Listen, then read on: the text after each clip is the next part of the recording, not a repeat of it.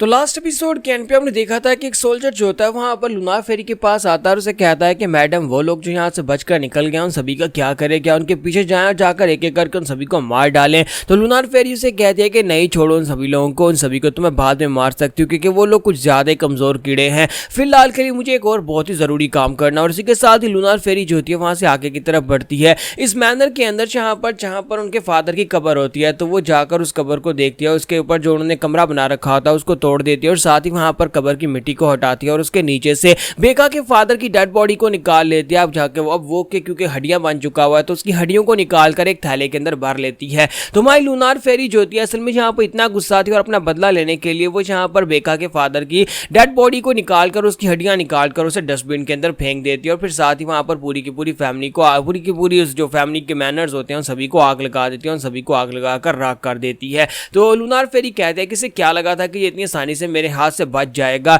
और जब वो ऐसा करती है तो उसी के साथ ही ये खबर जो होती है वो पूरे के पूरे म्यूरम में फैल जाती है। तुम्हारा बेका जो कि अब जहाँ पर एक जर्नी के ऊपर निकला हुआ है वो एक रेस्टोरेंट के अंदर बैठा होता है, वहां पर लोग आपस में बातें कर रहे होते हैं। एक लड़का वहां पर कहता है कि हमने सुना है कि लूनार फेरी ने वहां पर से डेड मास्टर यानी कि वारियोंग मैनर का मून स्प्लिटिंग स्वर्ड्समैन जो था उसकी डेड बॉडी को निकाला, उसकी हड्डियों को एक बैग में डाला और उसके बाद उसे डस्टबिन में फेंक दिया है। ये बात सुनने के बाद मास्टर शिम कहते हैं कि ये ऐसा कैसे कर सकता है, कोई कमीना ऐसा कैसे कर सकता है, वो भी एक मरे हुए इंसान के साथ। तुम्हारा बेका बहुत ज्यादा गुस्सा हो जाता है, उसकी पावर्स रिलीज होती है। बेका कहता है कि किसने क्या किया है, कौन कमीना है जिसने यहाँ पर मेरे फादर के साथ ऐसा किया है। तुम्हारा बेका जो होता है फिर साथ ही उन लोगों से कहता है कि जल्दी से बताओ तुमने अभी भी यहाँ पर क्या कहा, क्या तुम यहाँ पर कोई कहानी सुना रहे हो। तो वो लड़का उसे कहता है क्या तुमने इस बार में नहीं सुना, लगता है कि तुम लोग पहली बार म्यूरम में आए हो या फिर इस इलाके में आए हो। डिमोनिक कल्ट के लोग हर जगह के ऊपर फैले हुए हैं। डिमोनिक कल्ट के लोगों ने पहले नैमगोंग क्लैन के ऊपर अटैक किया और उसके बाद अब उन्होंने वारियोंग मैनर के ऊपर अटैक करके वारियोंग मैनर को कंप्लीटली डिस्ट्रॉय कर दिया हुआ है। वारियोंग मैनर को ना सिर्फ डिस्ट्रॉय किया गया बल्कि वहां पर बहुत सारे लोगों को मार दिया गया, उनके मैनर्स के अंदर जितनी बिल्डिंग्स सभी को आग लगा दी गई।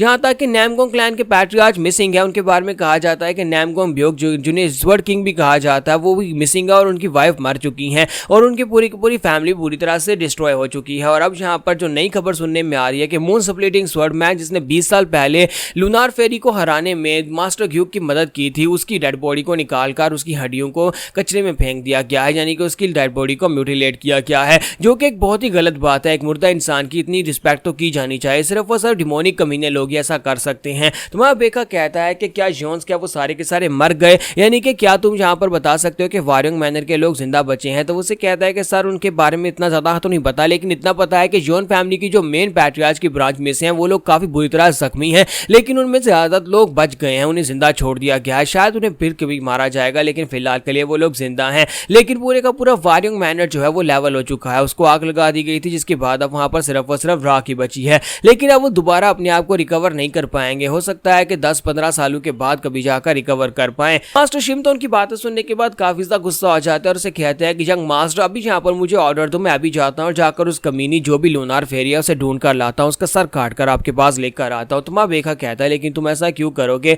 तो मास्टर शिम कहता है क्यों आपको गुस्सा नहीं आ रहा, आपके फादर की डेड बॉडी को म्यूटिलेट किया गया, क्या आप यहाँ पर उससे बदला नहीं लेना चाहेंगे। उस कमीने ने जो कुछ भी किया है वो तो बहुत ज्यादा गलत किया है। वारियोंग मैनर आपकी फैमिली है और आपकी फैमिली को अगर कोई डिस्ट्रॉय करे तो फिर आपको बदला लेना होता है। तो बेका उसे कहता है कि मास्टर शिम तुम यहाँ पर कब से वारियोंग मैनर के इतने ज्यादा क्लोज होने लगे कि वारियोंग मैनर के लिए तुम यहाँ पर बदला लेने के लिए तैयार हो गए हो। वारियोंग मैनर से मेरा कोई ताल्लुक नहीं, मेरा उससे कोई लेना देना नहीं और ना ही मैं यहाँ पर उनके लिए कोई बदला लेने के लिए वहां पर जाने वाला हूँ। जब वारियोंग मैनर ने मुझे वहां पर रखने से मना कर दिया, जब उन लोगों को मेरी परवाह नहीं है तो फिर मैं उन लोगों की परवाह क्यों करूंगा। मैं तो यहाँ पर इसी वजह से गुस्सा हुआ उनकी बातें सुनने के बाद उनसे डिटेल्स पूछ रहा हूँ क्योंकि मैं तो यहाँ पर ये जानना चाहता हूँ कि क्या जोन्स मर गए या फिर अभी तक जिंदा हैं, क्योंकि उन लोगों के मरने से पहले मैं उनसे बदला लेना चाहता हूँ। जब तक मैं उन्हें कंप्लीटली डिस्ट्रॉय नहीं कर देता और अपना बदला नहीं ले लेता तब तक मैं बिल्कुल भी चैन से नहीं बैठने वाला। और रही बात यहाँ पर मेरे फादर की डेड बॉडी को म्यूटिलेट करने की, तो मुझे इस बात से कोई फर्क नहीं पड़ता। वो बाप जिसने मुझे सारी जिंदगी एक नजर देखा भी नहीं, वो बाप जिसने कभी मुझसे बात नहीं की, मैं ऐसे बाप के लिए ऐसा क्यों करूंगा किसी से जाकर बदला लेना शुरू कर दूं। मुझे इस बाप की कोई परवाह नहीं और ना ही मैं यहाँ पर किसी और की परवाह करता हूँ। मेरी अब अलग फैमिली है, 5 पीक स्ट्रॉन्ग होल्ड मेरी फैमिली है। बेका अपने पास के एक सीन को याद करता है कि जब बुरी तरह से उसे ट्रीट किया जाता था उस वक्त हमारा बेका जो होता है वहां पर अपने फादर के रूम के बाहर पहुंचता है जहां पर उसके फादर बैठे होते हैं। तो वो कहता है कि हाँ मैं इस बात को मानता हूं कि मेरे फादर बीमार थे, लेकिन कम से कम एक बीमार इंसान जो है वो अपने बेटे की तरफ एक नजर तो देख ही सकता है। मेरे फादर का मुझे पता है कि वो बीमार रहते थे, लेकिन इसके बावजूद मेरे फादर जब मुझे देखते उसी वक्त दरवाजा बंद कर लेते थे, यानी कि वो मुझे देखना भी नहीं चाहते तो ना ही मुझसे कभी बात करना चाहते थे। यही बात है कि मैं अपने फादर से भी नफरत करता हूँ। तो सीन प्रेजेंट में आता है जहाँ पर मास्टर शिमो और बेका दोनों खाना खाने के बाद उस रेस्टोरेंट से बाहर निकलते। जब वो लोग बाहर आते हैं तो मास्टर शिमो से कहते हैं तो क्या हम लोग यहाँ पर इस डिमोनिक कल्ट के बारे में इन्वेस्टिगेट करें, हमें इसके बारे में कुछ ना कुछ तो पता होना चाहिए, क्योंकि नैमगोंग क्लैन के अगर बारे में बात की जा रही है कि नैमगोंग क्लैन जो कि 10 ग्रेटेस्ट मार्शल मास्टर्स में से एक थे, स्वर्ड किंग, उन्हें भी यहाँ पर हरा दिया गया और वो गायब हैं। और वैसे भी तुम जिस लड़की से लोजांग में मिलने के लिए जा रहे हो वो भी तो यहाँ पर स्वर्ड किंग की बेटी है, और अगर वो उसकी बेटी है तो फिर हमें भी यहाँ पर कुछ ना कुछ तो करना चाहिए। मुझे लगता है कि हमें लूनार फेरी के बारे में इन्वेस्टिगेट करना ही चाहिए, और हम लोग यहाँ पर इस सबसे बच नहीं पाएंगे, क्योंकि अगर तुम यहाँ पर वारियंग मैनर से हो, अगर तुम इस बात को मानते नहीं हो, लेकिन कम से कम लूनार फेरी तो इस बात को मानेगी कि तुम मून सबलेटिंग स्वर्ड्समैन के बेटे और उसके सक्सेसर हो, और वो एक ना एक दिन तुमसे बदला लेने के लिए जरूर आएगी। तो वह बेका उसे कहता है कि क्या तुम्हें लगता है कि मैं उस बुढ़ी खूसट के हाथों से हार जाऊंगा या फिर उसके हाथों से मैं मरने वाला हूं? तो मास्टर शिम कहते हैं नहीं, मेरा ये मतलब नहीं था, मैं तो बस ये कह रहा हूं कि हमें उसको इन्वेस्टिगेट करना चाहिए और पता करना चाहिए कि वो कितनी स्ट्रॉन्गर है, उसकी कमजोरियां क्या हैं। तो जैसे ये लोग थोड़ा सा आगे बढ़ते हैं तो एक औरत सामने से निकलती है और उनसे कहती है कि सर आप रजिस्ट्रेशन के लिए आए हैं, हमारे साथ हैं, रजिस्ट्रेशन इस तरफ हो रही है। तुम्हारा बेका उसे कहता है कि इस बात का क्या मतलब है? तो वो उसे कहती है कि सर क्या आपको नहीं पता कि आप यहाँ पर अपना फैमिली नाम और साथ में अपना नाम लिखकर रजिस्टर करना चाहेंगे? हमें आपकी इन्फॉर्मेशन चाहिए होगी ताकि आप अपने आप को रजिस्टर कर सके। हम लोग यहाँ पर अपनी एक आर्मी क्रिएट कर रहे हैं। तुम्हारा बेका कहता है कि एक आर्मी क्रिएट करने का मकसद क्या है, तुम लोग क्या करना चाहते हो? तो वो औरत उसे कहती है कि प्लीज माफ करिएगा, मुझे तो लगा था शायद आप यहाँ पर रजिस्ट्रेशन के लिए आए, क्योंकि बहुत सारे ऑर्थोडॉक्स और अनऑर्थोडॉक्स एक्टर्स के मास्टर्स यहाँ पर आकर अपनी रजिस्ट्रेशन करवा रहे हैं,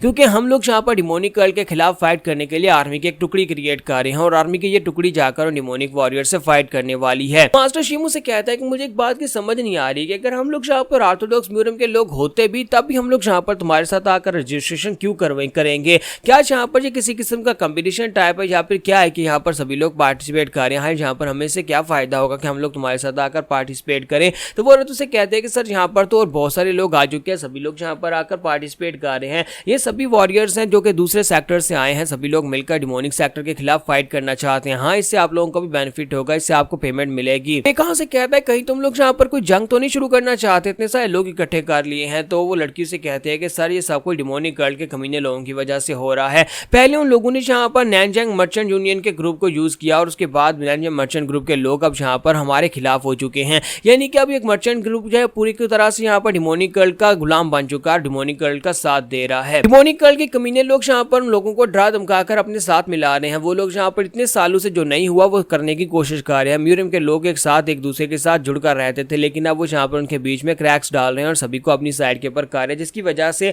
ऑर्थोडॉक्स अलायंस के बहुत सारे ऐसे सेक्टर्स हैं जो इस वक्त डिमोनिक सेक्टर के हाथ लग चुके हैं और उनकी बातें मान रहे हैं। डिमोनिक कल्ट के लोग अपनी प्रेजेंस को बढ़ाते जा रहे हैं। तो हमारे मास्टर शिमो से कहता है कि ग्रीन फॉरेस्ट के लोगों ने भी तो ऐसा ही किया था। ग्रीन फॉरेस्ट के लोगों ने भी यहाँ पर आसपास के जो राइट के सेक्टर्स हैं उनको अपने साथ मिलाना शुरू कर दिया था, जिसके बाद यहाँ पर ग्रीन फॉरेस्ट इतना स्ट्रॉन्गर हो चुका है। तो यहाँ पर हमारी एपिसोड 111 का एंड होगा और नेक्स्ट एपिसोड में देखेंगे क्या बेका और मास्टर शिम क्या रजिस्ट्रेशन करवाएंगे, क्या वो यहाँ पर डिमोनिक कल्ट के खिलाफ फाइट करने के लिए इस टुकड़ी का हिस्सा बनेंगे या नहीं।